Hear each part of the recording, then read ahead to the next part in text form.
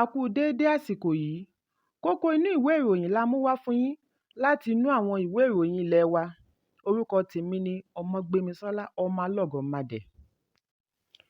Ẹgbẹ́ òṣèlú All Progressives Congress APC ẹkùn ti ìpínlẹ̀ ń retí ìtọ́ni láti ọ̀dọ̀ Ààrẹ Bọ́lá Tinubu kí wọ́n tó darí àkọọ́lẹ̀ àṣàyàn orúkọ fún ipò mínísítà sí olú iléeṣẹ́ ẹgbẹ́ wọn.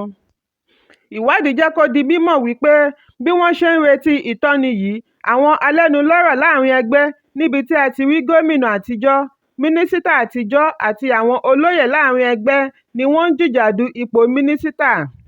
Ṣùgbọ́n bí ará ìlú ṣe ń retí àkọọ́lẹ̀ ti ààrẹ ni a rí àfihàn orúkọ àwọn olùbádámọ̀ràn pàtàkì 8 tí ààrẹ gbé jáde lánàá.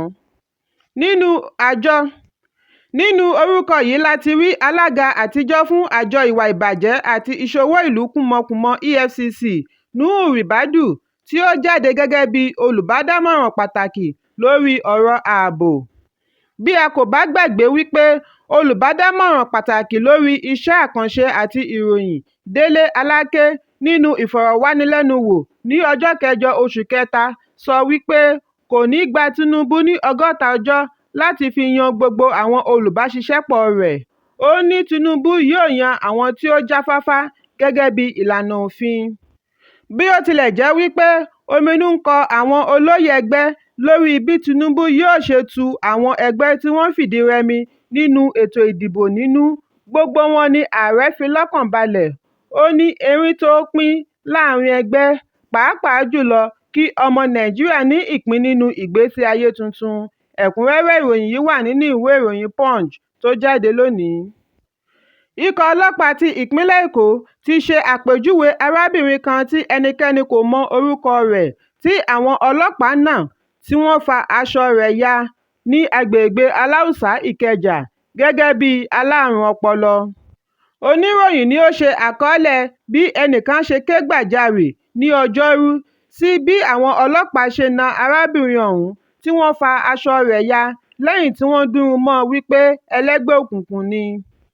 Wọ́n ní gbogbo ẹ̀bẹ̀ rẹ̀ wípé àlejò ni òun kàn wá sí agbègbè wá gbafẹ́ ló bọ́ sí ẹ̀yìn etí àwọn ọlọ́pàá bí wọ́n ṣe túbọ̀ nà á tí wọ́n ń wọ́ tuurutu pẹ̀lú mámúgàrí lọ́wọ́ tí wọ́n sì gbé e lọ. Ṣùgbọ́n nígbà tí ó di Ọjọ́bọ̀ ni agbẹnusọ fún ikọ̀ ọlọ́pàá ìpínlẹ̀ Èkó Benjamin Hundeyin sọ wípé àwọn ará ìlú ni ó ta ọlọ́pàá lólobó kí wọ́n tó rí arábìnrin ọ̀hún níbi tí ó ti ń kọlu àwọn tí ó ń kọjá. Hundeyin ní arábìnrin alárùn ọpọlọ yìí kọlu àwọn ọlọ́pàá nígbà tí wọ́n gbìyànjú àti fi ọwọ́ ṣìkún òfin mú un. Ọlọ́pàá sì ní láti dáàbò bo ara wọn pẹ̀lú. Ó ní wọn kò ṣe é léṣe. Hundeyin tẹ̀síwájú wípé lẹ́yìn tí wọ́n yọ̀ǹda rẹ̀ kúrò ní àgọ́ ọlọ́pàá, wọ́n rí i padà ní ilé ìtajà ìgbàlódé. Níbi ìgbìyànjú àti gbé e ni ó ti fọ́ jígí ẹ̀gbẹ́ kan lára ọkọ̀ ọlọ́pàá.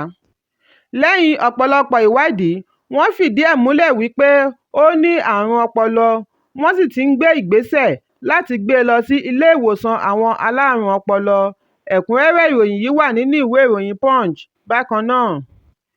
Lánàá ni Bọ́lá Tinubu sọ fún ìgbìmọ̀ ọrọ̀ ajé National Economic Council (NEC) tí igbákejì ààrẹ ṣe adarí rẹ̀ wípé òun kò ní fi ààyè gba àwáwí lórí ìjákulẹ̀.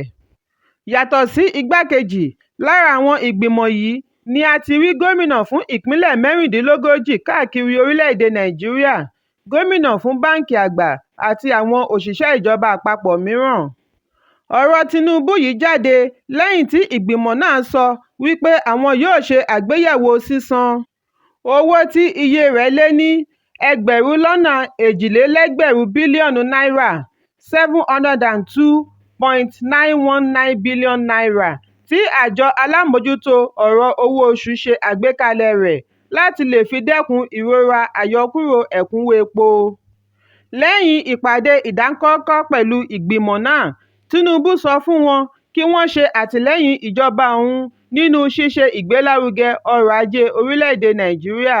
Ẹ̀kúnrẹ́rẹ́ ìròyìn yìí wà nínú ìwé ìròyìn Vanguard tó jáde lónìí. Ààrẹ àjọ oníṣòwò afẹ́fẹ́ gáàsì Nuhu Yakubu ti sọ ìdí rẹ̀ tí àdínkù ṣe bá iye owó afẹ́fẹ́ gáàsì.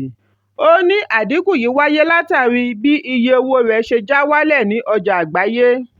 Nínú ìfọ̀rọ̀wánilẹ́nuwò ní Ọjọ́bọ̀ ni Yakubu ti ṣe àfihàn yìí ní ìpínlẹ̀ Èkó. Gẹ́gẹ́ bí ìròyìn láti ọ̀dọ̀ àjọ aláfẹ́fẹ́ gáàsì ní orílẹ̀-èdè United States, wọ́n ní iye owó gáàsì wálẹ̀ látorí 86 sí 2 iye owó BTU, 76.1% sí 2.10 per 1 million British thermal units BTU, yàtọ̀ sí 8.78 BTU tí ó wà ní ọjọ́ 21 oṣù karùn-ún.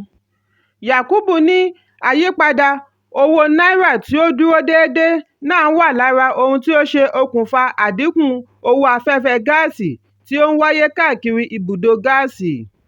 Bí ó tilẹ̀ jẹ́ wípé iye owó wọ̀nyí kò dọ́gba, iye owó rẹ̀ wà láàárín $8,200 náírà kìlógíráàmù kan, $730 per kilogram. Yakubu tẹ̀síwájú wípé ìjọba àpapọ̀ kò ní ń ṣe pẹ̀lú àdínkù owó afẹ́fẹ́ gáàsì ju kí wọ́n gba owó orí lórí rẹ̀. Ìdí nìyí tí ó fi wá ń rọ ìjọba láti ràn wọ́n lọ́wọ́ ṣe àdínkù sí owó orí afẹ́fẹ́ gáàsì. Ẹ̀kúnrẹ́rẹ́ ìròyìn yìí wà nínú ìwé ìròyìn Daily Post. Àjọ olùkọ́ iléèwé gíga ti fi dá àwọn ọmọ ẹgbẹ́ wọn tí ó wà ní Ifásitì Nnamdi Azikiwe ìlú Awka ìpínlẹ̀ Anambra lójú wípé àjẹ́lẹ̀ owó oṣù 7 wọn yóò di sísan láìpẹ́. Ààrẹ ẹgbẹ́ náà, Emmanuel Osodeke, ni ó sọ àsọdájú yìí níbi ìfilọ́lẹ̀ ilé ìtura àjọ náà. Ó kí ìgbìmọ̀ àtijọ́ àti àwọn tí ó ti fẹ̀yìntì nínú ẹgbẹ́ fún akitiyan wọn nígbà tí ó wá sọ wípé ìgbésẹ̀ ti bẹ̀rẹ̀ láti àjọ gbogbogbò láti rí i dájú wípé wọ́n yọ̀ǹda owó ọ̀hún. Ẹ̀kúnrẹ́rẹ́ ìròyìn yìí wà nínú ìwé ìròyìn The Nation tó jáde lónìí. Ààrẹ Bọ́lá Tinubu bu ọlá fún ìyá rẹ̀ olóògbé Alhaja Habibatu Mogaji fún ìrántí ọdún 10 ìpapòdà rẹ̀. Lórí ẹ̀rọ alátagbà Twitter ni Tinubu ti ṣe ìrántí bí ìyá rẹ̀ ṣe tọ́ ọ ní ìwà òtítọ́ àti iṣẹ́ àṣekára. Alhaja Mogaji ni ó di olóògbé ní ọdún 2013 lẹ́ni ọdún 96 96 years. Kí ó tó di olóògbé, òun ni ìyálọ́jà gbogbogbò fún ọjà ìpínlẹ̀ Èkó. Tinubu tẹ̀síwájú wípé òun kò lè gbàgbé ìbáṣepọ̀ àwọn, ìfẹ́ rẹ̀, ìfarajìn àti ojú àánú rẹ̀. Kí Ọlọ́run túbọ̀ tẹ́ ẹ sí afẹ́fẹ́ rere. Gómìnà ìpínlẹ̀ Èkó Babájídé Sanwó-Olú náà rọ ọmọ orílẹ̀-èdè Nàìjíríà láti kọ́ ìwà rere Alhaja Mogaji àti àwọn olólùfẹ́ ìyípadà sí rere lágbègbè wọn. Sanwó-Olú ṣe àpèjúwe Habibatu gẹ́gẹ́ bí olùlànà fún àwọn obìnrin láti gba ipò adarí nínú iṣẹ́ òwò. Ó ní àdúrà tí Alhaja gbà fún Tinubu wá sí ìmúṣẹ lẹ́yìn ọdún 10 ìpapòdà rẹ̀. Ẹ̀kúnrẹ́rẹ́ ìròyìn yìí wà nínú ìwé ìròyìn The Nation tó jáde lónìí. Láàárín àwọn ìlú tó gbajúgbajà lórílẹ̀-èdè, ìnáwó lórí òkú ní agbára ju wíwà láàyè lọ. Ó wá ṣeni láàánú pẹ̀lú àwọn tí ó kú sínú òṣì nítorí owó ibojì ń figagbága pẹ̀lú owó ilé gbígbé. Yàtọ̀ sí ibojì ìjọba, bí ó tilẹ̀ jẹ́ wípé ó ṣeé ṣe kí òkú di àwátì lẹ́yìn ọjọ́ díẹ̀ ìsìnkú. Arákùnrin kan tí orúkọ rẹ̀ ń jẹ́ Gbenga Martins ni ó ti ń wá ibi ìsinmi fún bàbá rẹ̀ tí ó di olóògbé ní oṣù 6 sẹ́yìn. Akitiyan rẹ̀ ni ó gbé e dé ibojì òkú Atan, Ìkòyí àti Victoria Island, ṣùgbọ́n iye owó tí wọ́n ń bù fún un kọjá àfẹnusọ. Ìdí nìyí tí ẹbí náà ṣe kọjá lọ sí ibojì òkú tí ó wà ní ìlú mìíràn tí owó rẹ̀ ṣe àdínkù, bí ó tilẹ̀ jẹ́ wípé èrò ibẹ̀ kọjá kà sí nǹkan. Martins ní ó gbomi lójú òun nígbà tí òun ronú wípé kò sí àyè àti padà wá ṣe ìrántí olóògbé bí ìgbà tí wọ́n ju òkú ẹni wọn fún ajá ni.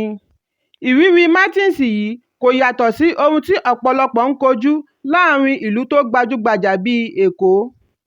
Nínú àwọn ìlú yìí káàkiri orílẹ̀-èdè, iye púlọ̀tù ilẹ̀ túbọ̀ ń gbówó lórí sí i, tí ọ̀pọ̀ kò sì ní agbára àti ṣe ẹ̀yẹ ìkẹyìn tó bójú rí fún ẹni wọn. Ẹ̀kúnrẹ́rẹ́ ìròyìn yìí wà nínú ìwé ìròyìn The Guardian. Kókó inú ìwé ìròyìn tòní kò ní jù báyìí lọ. Ẹ pàdé mi lọ́la fún àkọ́tun ìròyìn. Kí a tó lọ, ẹ má ṣaláì fi àríwísí yín ránṣẹ́, ìyẹn comment, kí ẹ sì bá wa subscribe sí ojúnà wa lórí YouTube kí Kókó Inú Ìwé Ìròyìn lè máa tẹ̀ yín lọ́wọ́ ní kíákíá.